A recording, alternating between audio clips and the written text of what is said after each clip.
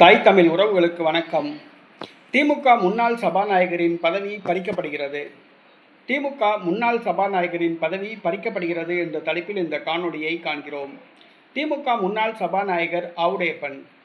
திமுக முன்னாள் சபாநாயகர் ஆவுடையப்பன் இவர் 2006ஆம் ஆண்டு முதல் 2011ஆம் ஆண்டு வரை தமிழக சட்டசபை சபாநாயகராக பதவி வகித்தார்.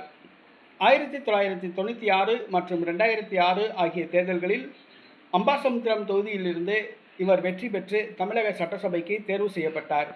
2011 மற்றும் 2016ஆம் ஆண்டுகளில் நடைபெற்ற சட்டசபை தேர்தலில் இவர் தோல்வியடைந்தார்.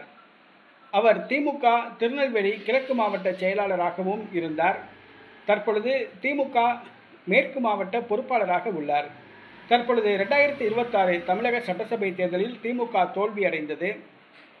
மறுசீரமைப்பு கமிட்டி கொடுத்த பரிந்துரையின்படி 75 வயதுக்கு மேற்பட்டவர்கள் திமுக கட்சி பொறுப்புகளிலிருந்து விடுவிக்கப்படுகிறார்கள். தற்பொழுது முன்னாள் சபாநாயகர் ஆவுடையப்பனும் தப்பவில்லை. திமுக முன்னாள் சபாநாயகர் ஆவுடையப்பன் கட்சி பதவி பறிக்கப்படுகிறது. மேற்கு மாவட்ட செயலாளராக இருந்தார். அந்த மேற்கு மாவட்ட பொறுப்பாளர் பதவியும் அவரிடமிருந்து பிடுங்கப்படுகிறது. அவர் தற்பொழுது எம்எல்ஏவாகவோ எம்பியாகவோ இல்லை என்பது குறிப்பிடத்தக்கது.